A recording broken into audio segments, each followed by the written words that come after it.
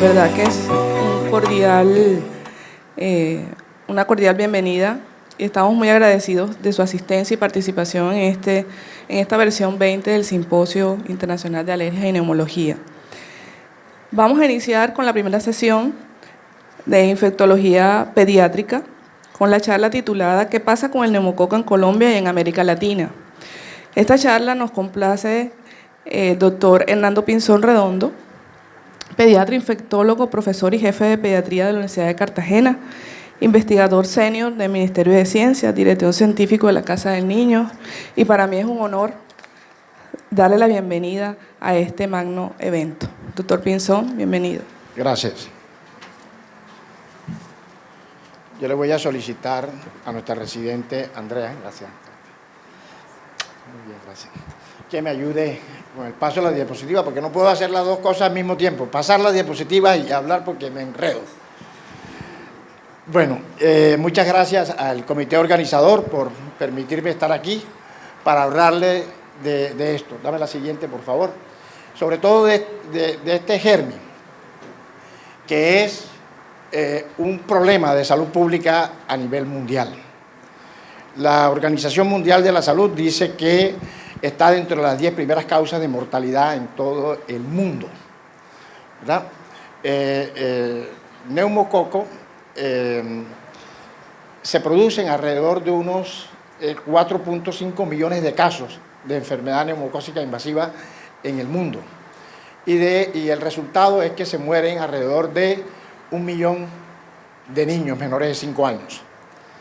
¿Verdad? En las poblaciones pediátricas, el grupo más afectado son los menores de 5 años, especialmente los niños menores de 1 año, son más vulnerables, porque por la inmadurez del sistema inmune y además porque no tienen anticuerpos séricos contra los serotipos no vacunales. Ese es uno de nuestras grandes dificultades. Dame la siguiente, por favor. Bueno, ¿cómo nos infectamos? Nos infectamos por vía aérea, a través de las secreciones respiratorias, por las gotas de saliva de los pacientes portadores o de los enfermos. Así nos infectamos y debe existir un contacto estrecho. Alguien me preguntaba en estos días, hombre, ¿puede haber transmisión vertical de neumococo? Claro que sí, pero se da en una situación muy infrecuente, dado que menos del 1% del tracto genital femenino está colonizado por neumococo. Las neumonías neumocócicas representan alrededor del 10 al 25% de todas las neumonías que se presentan en los seres humanos. Y es un hecho conocido que los niños pequeños tienen tasas más altas y periodos más prolongados de colonización neumocócica. Los preescolares, los pacientes preescolares, alrededor del 60% de ellos están colonizados. Los adultos, dependiendo de si tienen hijos o no, si viven solos, alrededor del 5% están colonizados y alrededor del 30% de los adultos que viven con niños están colonizados. Recuerden que la colonización es el primer problema que nos lleva a la infección. Dame la siguiente, por favor. Bueno, para hablar de neumococo, necesariamente tenemos que tocar esta estructura, que es la cápsula. La cápsula es esta, que vemos aquí, que cubre toda la bacteria. Es la piedra angular de todas las infecciones neumocócicas. Y además juega un papel importante en la supervivencia de la bacteria cuando se producen infecciones. Está compuesta es una compleja red de polisacáridos y esa compleja red antigénica de polisacáridos es la que explica en parte la gran cantidad de casos y la severidad de los casos de infecciones neumocócicas, ¿verdad?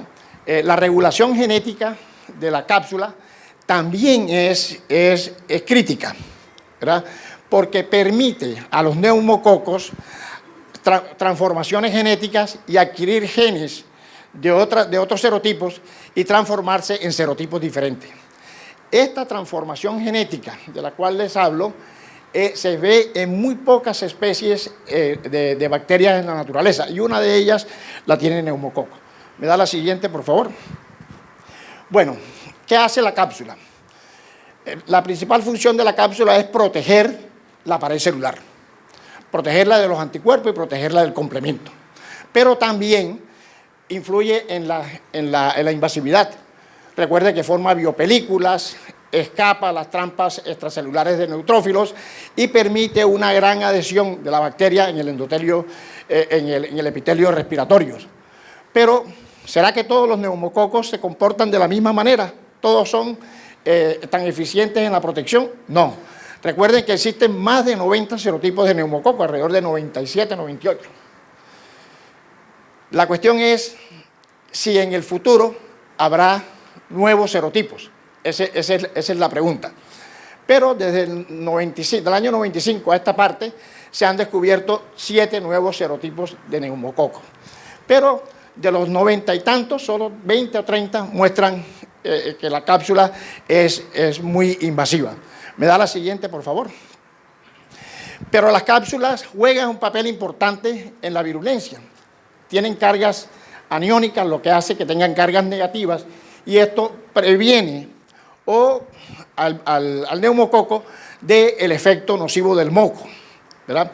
Pero además repele a los fagocitos a través de ese mecanismo de repulsión electrostática, que no sé cómo se hace, pero está escrito que lo hace de esa manera. Dame la siguiente, por favor. Bueno, en esta diapositiva que nos muestra la Organización Panamericana de la Salud, nos dice cómo es la cobertura vacunal contra las vacunas conjugadas de neumococo en las Américas. Y vemos países que lamentablemente no llegan al 50% de la cobertura vacunal. Hay otros países que tienen coberturas inferiores al 60, 70%, y Colombia, que está por acá, aquí está Colombia, tenemos una cobertura, según la Organización Panamericana de la Salud, y este es un reporte de menos de un año, dice que tenemos 84.3%. Nuestros gobiernos tendrán que hacer un gran esfuerzo por aumentar la cobertura vacunal con la vacuna de 13 valencias para poder resolver los problemas que a continuación vamos a mostrarles. Dame la siguiente, por favor. Miren ustedes, en este reporte, este es el último reporte del CIDEVA, y nos muestra los serotipos vacunales y no vacunales en muchos países de América. Vemos claramente que Argentina, Chile, Brasil y Colombia tienen un gran problema, tienen una gran heterogeneidad en la circulación de serotipos no vacunales. Allá los tenemos. Miren ustedes que los serotipos vacunales que circulan, los de mayor prevalencia son el 19A, el 3 y el 23F. Esos son los serotipos que circulan con mayor prevalencia en las Américas. Y algunos de ellos no están incluidos en la vacuna de 10 valencias, que es la que vacunamos nosotros en Colombia. Fíjense, Colombia tiene el serotipo 1, el 3, el 6A y el 19A. Son los serotipos vacunales que circulan en nuestro país. Predomina el 19A. Estos serotipos no están incluidos en la vacuna de 10 valencias. Entonces se hace necesario que se vacune a la población general con los serotipos, con la vacuna de 13 valencias. Dame la siguiente, por favor. Bueno, con esto quiero mostrarles lo siguiente. Cuando se hizo la vigilancia centinela de las neumonías en ese año, miren ustedes lo que ocurre, que el 19A, el 3 y el 6A fueron los serotipos más predominantes en la vigilancia de las neumonías. En esos mismos países, incluyendo Paraguay y Nicaragua, cuando se hace la vigilancia centinela para las meningitis, encontramos que el 19F, el 19A, el 23F y el 6 son los serotipos predominantes. Entonces, se hace necesario insistir en que nuestras vacunas incluyan mayor número de serotipos, los 6 serotipos adicionales que no están en la vacuna de 7 valencias y 3 adicionales que no están en la vacuna de 10 valencias. Dame la siguiente, por favor. Bueno, miren lo que ocurrió en los Estados Unidos. La vacuna de 7 Valencia fue aprobada en el año 2000 y se notó una caída extraordinaria de los casos de enfermedad neumocócica invasiva en menores de 5 años. Antes de la introducción de la vacuna de 7 Valencia en el año 2000, la incidencia de casos de neumonía, de enfermedad neumocócica invasiva, era de 80 casos por cada 100.000 habitantes. En el año 2007, esta incidencia era alrededor de 1. Es decir, la vacuna previno los casos de los serotipos, estaban incluidos en la vacuna de 7 Valencia, pero al mismo tiempo se empezó a aumentar el número de casos de enfermedad neumocócica invasiva por serotipos no vacunales, es decir, el reemplazo vacunal, enfermedad de reemplazo. A raíz de la introducción de la vacuna de 13 Valencia en el año 2010 en los Estados Unidos, fíjense cómo cayó drásticamente, casi que similar a la caída después de la introducción de la PB7 en los serotipos que estaban incluidos en la vacuna de 13 Valencia. Dame la siguiente, por favor. Pero de igual manera, así como se produjo una disminución del número de casos o del número de casos de enfermedad neumocócica invasiva en niños menores de 5 años, de igual manera se produjo una disminución en el caso de este tipo de enfermedad en los niños mayores y en los adultos. Fundamentalmente, el hecho fue por la inmunidad de rebaño. Pero, si nosotros vemos en los mayores de 65 años, las tasas de infección neumocócica invasiva en los adultos era alrededor de 40 por cada 100.000 habitantes en el año 98-99. Y tiene una caída brusca que para el año 2007 estaba alrededor del 7%. Es decir, la introducción de estas vacunas trajo como consecuencia una disminución de casos, no solamente en niños menores de 5 años, sino en niños mayores y en adultos.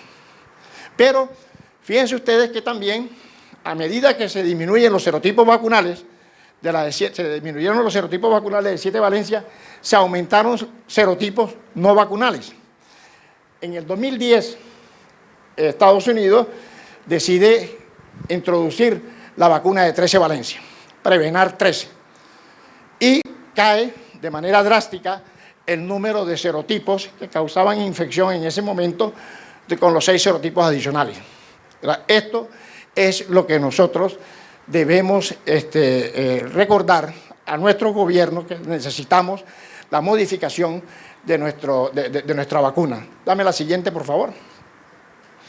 Bueno, este es un trabajo interesante, hecho en 8 urgencias pediátricas en Francia. Allí se incluyeron alrededor de 13.000 niños con neumonía.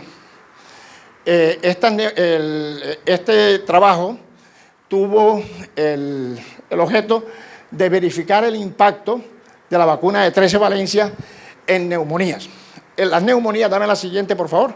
Las neumonías se clasificaron en neumonías neumocócicas, en neumonías con derrame pleural, neumonías que cursaban con biomarcadores inflamatorios elevados y neumonías graves que requirieron hospitalización.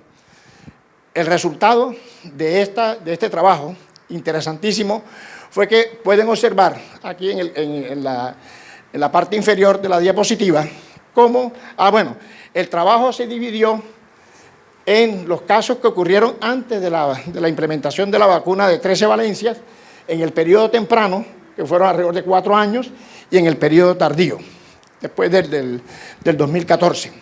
Entonces podemos observar cómo en esta parte de las neumonías neumocócicas hubo una disminución bien marcada del número de casos de neumonía neumocócica en el periodo temprano comparado con el periodo prevacunal. Pero en el periodo tardío hay un incremento en el número de casos, leve pero significativo. Lo que no ocurrió fue que en los casos de neumonía con biomarcadores elevados, neumonía con derrame pleural y neumonía que requirieron hospitalización, no hubo rebote en los casos en el periodo tardío. Estos resultados no son coherentes con lo que reportan otros países, como Alemania, Inglaterra,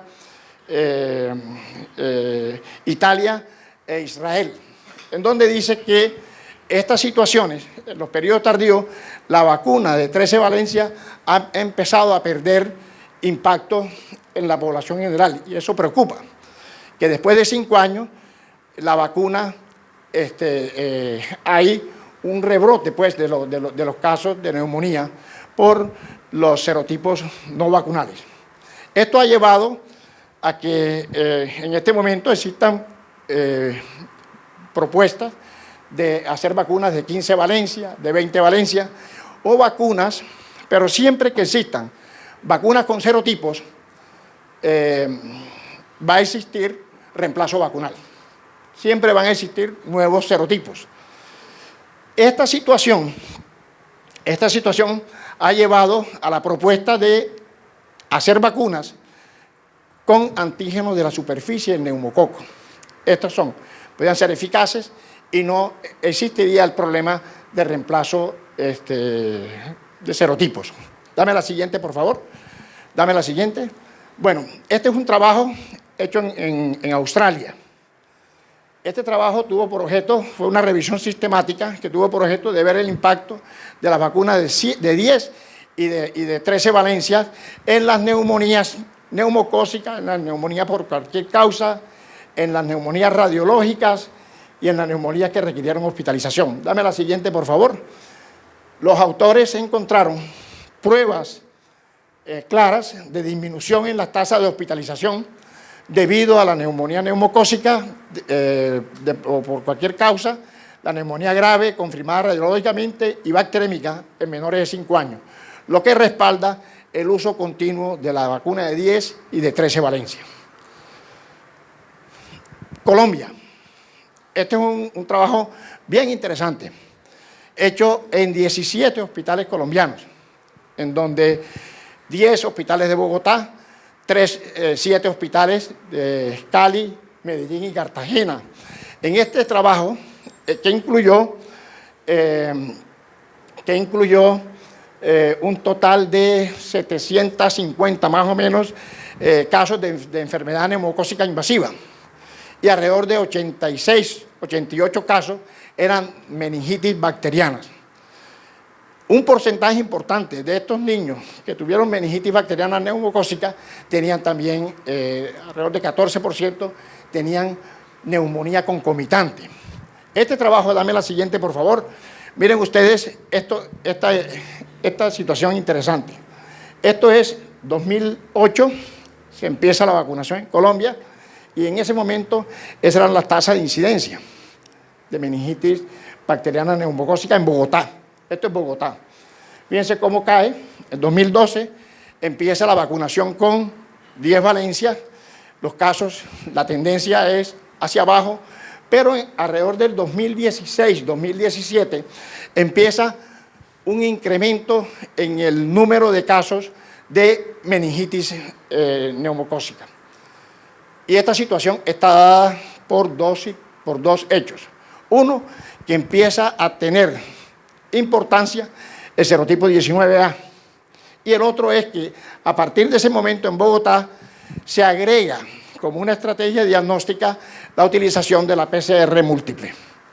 Entonces eso mejoró el rendimiento diagnóstico de las meningitis. La siguiente, por favor. Paralelamente a cómo fueron cambiando los serotipos, el 19A se apodera de todo el número de casos, mayor número de casos de neumonías o de enfermedad neumocócica invasiva en Colombia. Así disminuye la sensibilidad de los neumococos a penicilina y cefalosporina de tercera generación. Eso está explicado por el 19A, que es multiresistente y además supremamente invasivo. Bueno, pero ¿cuál es el cuento de este 19A? ¿Ese de dónde salió? ¿Por qué causa tanto problema? Primero porque no está incluido en la vacuna, es decir, la vacuna de 10 valencias con que vacunamos. Pero este neumococo sufrió un cambio en los genes capsulares porque él, en esas profundidades de las biopelículas o en el hacinamiento donde viven en la nasofaringe, se unió con un serotipo multidrogo resistente y muy invasivo, que fue el 19F. Y el 19F le transfirió al 19A, que era tranquilo, lo volvió un serotipo totalmente diferente, más agresivo, ¿verdad? Este serotipo cae en muchas partes del mundo con la implementación de la vacuna de 13 valencias, pero miren ustedes lo que ocurre. Empieza a surgir el 35B, que ya tenemos casos de enfermedad neumocócica invasiva por este serotipo, que es predominantemente no sensible a los beta-lactámicos, y además el surgimiento de los serotipos 15A, 15C, 15A, 23B y 12F. O sea, eso es lo que tenemos en este momento, reemplazo de serotipos. La siguiente, por favor. Antes de terminar, quiero recordar esto. No me quiero meter en la charla de neumonía neumocócica, pero quiero decirles que, recuerden, en niños pequeños, las enfermedades neumocócicas invasivas, además de fiebre, tienen un gran compromiso gastrointestinal. Pensemos en esta situación cuando presenten, además de fiebre, dolor abdominal, náusea, vómito y diarrea y anorexia. Eso nos debe hacer pensar en una enfermedad neumocócica invasiva, que las meningitis son de mal pronóstico. Miren la cantidad de secuelas que producen sordera, que los niños que desarrollan neumonía pueden tener bacteremia. Tenemos que solicitar los hemocultivos, ¿verdad? Que la bacteremia por neumococo produce sepsis y púrpura fulminante en niños como los nuestros, con anemia de células falciformes, que tienen asplenia anatómica o funcional, pero que también se ha informado este tipo de sepsis en niños sanos. La siguiente. ¿Qué pasa? ¿Cuál es el pronóstico para la infección neumocócica? Los niños que sufren neumonía neumocócica pueden desarrollar alteraciones en su patrón respiratorio, pueden desarrollar EPOC post-neumonía. Y los adultos, los ancianos, tienen tasas de supervivencia más bajas que en otros grupos etarios. Los ancianos pueden recuperarse de una enfermedad neumocócica invasiva, pero enfrentan otros problemas de salud y de recurrencia de la enfermedad. Entonces, en el caso mío, si a mí me da una neumonía, le solicito a los médicos que nos van a atender lo siguiente, que tengan en cuenta esto, que nosotros, las personas adultas mayores, podemos tener infartos del miocardio post-neumonía neumocócica. Podemos tener arritmias severas, como la fibrilación ventricular o la aparición de insuficiencia cardíaca congestiva o la aparición de una nueva insuficiencia cardíaca. Entonces, debemos vigilar esas complicaciones postinfecciosas. En los niños, sabemos perfectamente que hay una asociación de neumonía neumocócica, la neumolicina, con el síndrome síndrome hemolítico urémico. Muchas gracias, María José. Bueno, esto se debe a que hay este desequilibrio de la ventilación-perfusión y además una gran respuesta inflamatoria producida por la neuraminidasa, que produce una gran inflamación en el árbol coronario e infarto. Para terminar, agradecerle nuevamente al comité organizador, de especial manera a José Miguel, a mi admirado José Miguel Escamilla, agradecerle a mi brillante residente de pediatría, Andrea, agradecerle a todos ustedes por su atención. Muchísimas gracias. A los conferencistas que vienen de otros sitios, les deseamos una feliz estadía en Cartagena. Muchas gracias por su atención.